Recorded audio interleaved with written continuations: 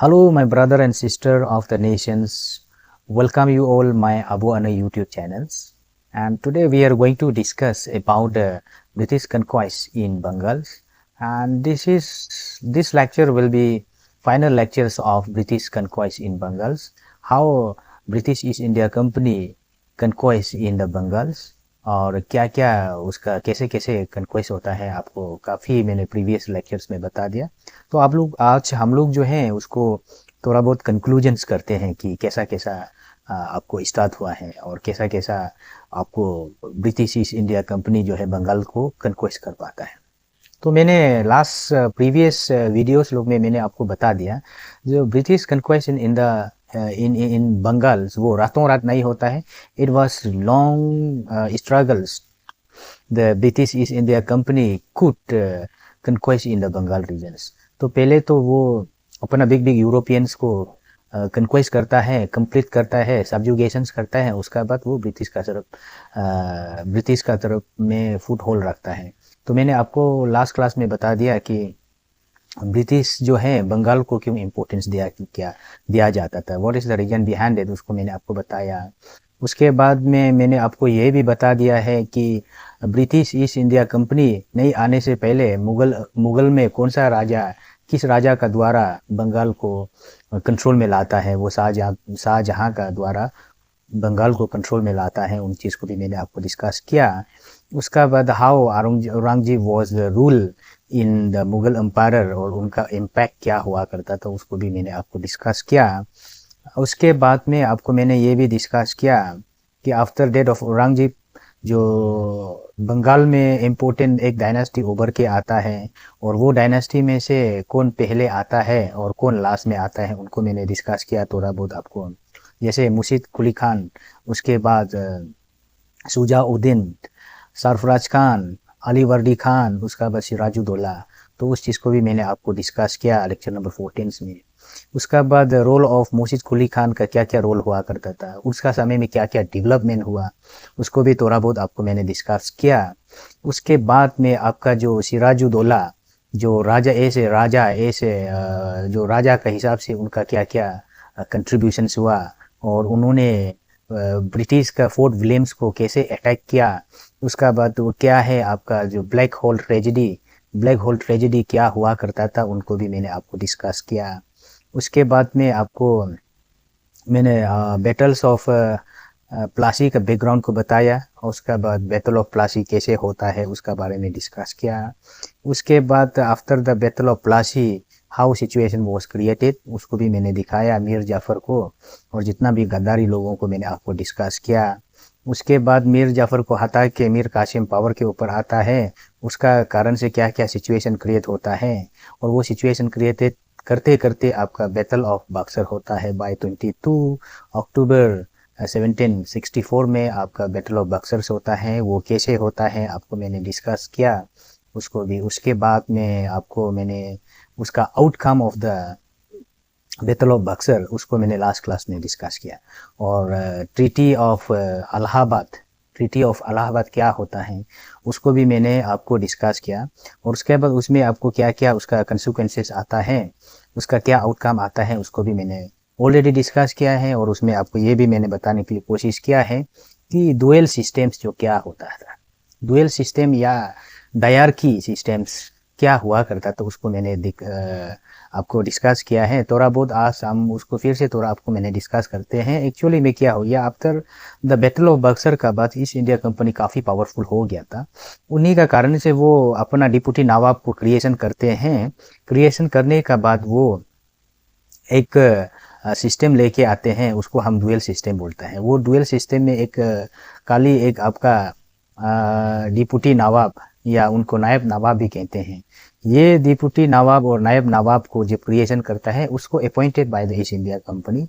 जब east India company उसको appointed करता है, जितना भी पावर है, रेस्पॉन्सिबिलिटी है, जो डिप्टी नवाब का पास आ जाता है। और हमारा नवाब का पास सिर्फ कुछ नहीं है, सिर्फ जगह को जो इस रीजन्स को आपका वेस्ट बंगाल रीजन्स को आपको सिर्फ पीस में कैसे रखना है, बाहर से जो अटैक करता है उसको कैसे कंट्रोल में होना है, कैसे पीस रखना है, सिर्फ उनको सिर्फ एडमिनिस्ट्रेशन पावर दिया गया था। बाकी डिफेंस, जुडिशियल्स, जितना भी इम्पोर्टेंट फॉरेन अफेयर, ये सब का राइट जो डिप्टी नवाब का पास हुआ जाता था। उसी का कारण से आपको रॉबर्ट क्लाइव को जो ब्रिटिश ईस्ट इंडिया कंपनी का द्वारा उसको अब रिवार्ड दिया जा रहा है, अवार्ड दिया जा रहा है। कहते हैं कि आपको ईस्ट इंडिया बंगाल को आपको बहुत सारा को आपने मारा है, बहुत सारा को आपने किल किया है। उसी के कारण से आपको उसको ईस्ट इंडिया कंपनी, जो ब्रिटिश ईस्ट इंडिया कंपनी, उनको क्या कहते हैं कि वो रिवार्ड दे रहा है। उसी के कारण से ये आपका रॉबर्ट क्लाइव काफ़ी पावरफुल हो जाता है। और रॉबर्ट क्लाइव कहते हैं कि उसी समय में द वर्ल्ड रिच में उसको टॉप रैंक में आता था। तो इतना तो उसका पास पावर हो गया था। और मैंने कल वो भी बता दिया था, उसका इतना पावर हो गया था। लेकिन आपका जो ईस्ट इंडिया कंपनी है, पूरा कंपनी जो है डूब गया था। कंपनी का पास पैसा नहीं था, कंपनी जो एक काथा में जा रहा है, कंपनी जो है आपका वो क्या कहते हैं कि वो दार बाकी में जा रहा है। लेकिन जो पर्सन, जो ऑफिशियल लोग है, बहुत अमीर हो रहा था। उसी का कारण से आपको जानकारी होगा, आपका हिस्ट्री में और एक पॉलिटिकल साइंस में भी हम लोग पढ़ते हैं, 1773 रेगुलेटिंग एक्ट होता है। वो ये आप ड्यूअल सिस्टम को आपको कहीं ना कहीं ये रेगुलेटिंग एक्ट में ख़त्म किया जाता है। उसमें ये जितना भी जो नवाब है, जो बंगाल में जितना भी नवाब हुआ करता था, नवाब का पोस्ट को हटा के वहाँ क्या आता है, गवर्नर जनरल आता है। गवर्नर जनरल ऑफ बंगाल आता है। उनमें से पहला गवर्नर जनरल ऑफ बंगाल जो है वारन हास्टिंग, वारन हास्टिंग जो है पहला गवर्नर जनरल है। उनका कारण से वो जो रेगुलेटिंग एक्ट 1773 लाता है, उसमें बहुत सारा चेंज हुआ करता था। तो उसको हम आने वाला लेक्चर्स में आपको डिटेल्स में पढ़ाऊंगा। तो आज क्या करते हैं कि ये रॉबर्ट क्लाइव को हम लोग जानने के लिए कोशिश करते हैं। Who was the Robert Clive? Robert Clive कौन है, क्या है, इनका क्या क्या इंपॉर्टेंस रोल हुआ करता था। एक्चुअली में इसलिए उसको पढ़ना जरूरी है। ये रॉबर्ट क्लाइव हैं। कभी लाइफ में अगर आपको दुख होता है, तकलीफ आता है, तो आप रॉबर्ट क्लाइव को याद करो, आपको ऑटोमेटिकली कॉन्फिडेंट हो जाएगा। और ऑटोमेटिकली आपको जो भी काम को अगर आप जिद्दत से चाहते हैं, तो पूरा कायनात आपको उस काम को मिलाने की कोशिश में लग जाता है। सेम एस रॉबर्ट क्लाइव का केस में भी ऐसा ही होता है। कहते हैं कि जब रॉबर्ट क्लाइव जो 1744 में जब मद्रास रीजन में एंट्री होता है, वो बहुत छोटा सा बच्चा हुआ करता था, 9 इयर्स का हुआ करता था। और वो जो उसको रॉबर्ट क्लाइव को जब वहाँ से आपका लंदन से यहाँ इंडिया में भेजता है, तो ऐसे क्लर्क, ऐसे उसको प्यून का हिसाब से या छोटा क्लर्क में भेजता है। और वो बेटे बेटे रॉबर्ट क्लाइव बहुत सारा अपना टैलेंट को शो अप किया है। उसी का कारण से उसको गवर्नर बना दिया जाता है ईस्ट इंडिया कंपनी का। जो मद्रास में एक इम्पोर्टेंट फोर्ट हुआ करता था, फोर्ट सेंट जॉर्ज बोल के, तो उसमें उसका गवर्नर बना दिया जाता था। उसी का कारण से आपका रॉबर्ट क्लाइव जो फर्स्ट कर्नाटिक वॉर में फ्रेंच का साथ लगता है, उसके बाद सेकेंड कर्नाटिक वॉर को भी उनका कारण से कहीं ना कहीं they able to defeat to आपका ये फ्रेंच को डिफीट कर पाता है। एंड 1756 को जो ब्लैक होल ट्रेजेडी जो होता है, तो उसको ये आपका रॉबर्ट क्लाइव जो है उसको कॉन्स्पिरेसी करके कहीं ना कहीं हमारा सिराजुद्दौला बंगाल को हटाने के लिए, बंगाल को कंट्रोल करने के लिए, सब्जुगेशन में लाने के लिए, ये रॉबर्ट क्लाइव का काफ़ी हाथ हुआ करता था।